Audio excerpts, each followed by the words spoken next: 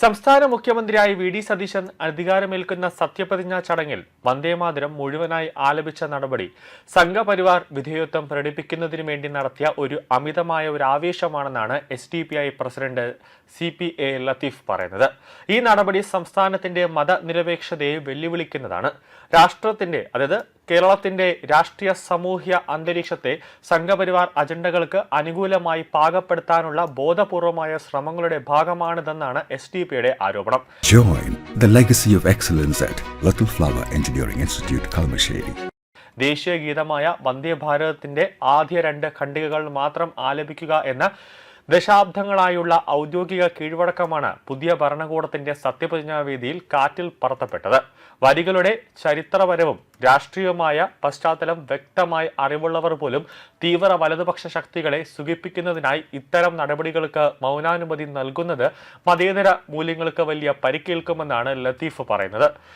വലിയ ജനവിധി നേടി അധികാരമേറ്റ ആദ്യ ദിനം തന്നെ സംഘപരിവാർ രാഷ്ട്രീയത്തോട് മൃദു സമീപനം പുലർത്താനും അവരെ പ്രീതിപ്പെടുത്താനുമുള്ള ഇത്തരം നീക്കങ്ങൾ പുതിയ ഭരണ നേതൃത്വത്തിന്റെ ആദർശപരമായ ഒരു അപജയത്തെയാണ് വ്യക്തമാക്കുന്നത്.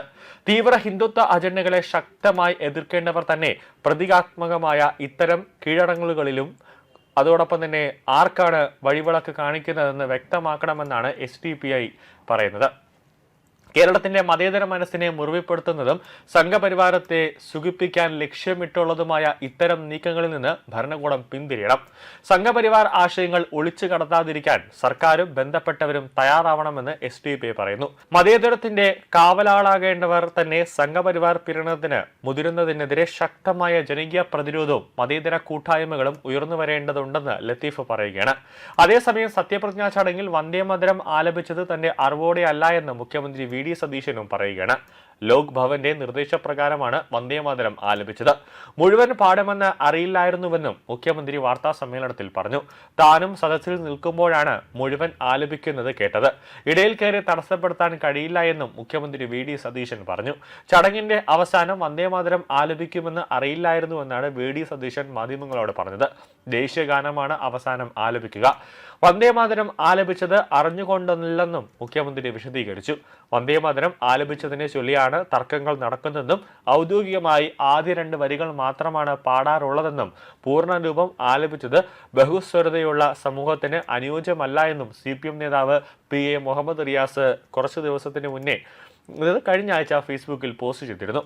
ദേശീയഗാനത്തെ ഇടതുപക്ഷം അപമാനിക്കുകയാണെന്നും മതതീവ്രവാദികളെ പ്രീണിപ്പിക്കാനാണ് CPM ശ്രമിക്കുന്നതെന്നും ആരോപിച്ചുകൊണ്ട് BJPയും രംഗത്തെത്തിയിട്ടുണ്ട്. അതായത് ജനഗണമനയ്ക്ക് നൽകുന്ന അതേ രീതിയിലുള്ള ആദരവ് തന്നെ വന്ദേ മാതരത്തിനും നൽകണമെന്നാണ് കേന്ദ്ര ആഭ്യന്തര മന്ത്രാലയം കഴിഞ്ഞ മാസം ഉത്തരവ് പുറത്തിറക്കിയത്. അതിനെ തുടർന്നാണ് ഔദ്യോഗിക യോഗങ്ങളിൽ വന്ദേ മാതരവും അതോടൊപ്പം തന്നെ ജനഗണമനയും പാടണം എന്നുള്ള ഒരു ഉത്തരവ് പുറത്തിറക്കിയത്. അതിൻ്റെ ചുവട് പിടിച്ചിട്ടാണ് ഔദ്യോഗിക യോഗങ്ങളിൽ വന്ദേ മാതരവും ആലപിക്കാൻ തുടങ്ങിയത്.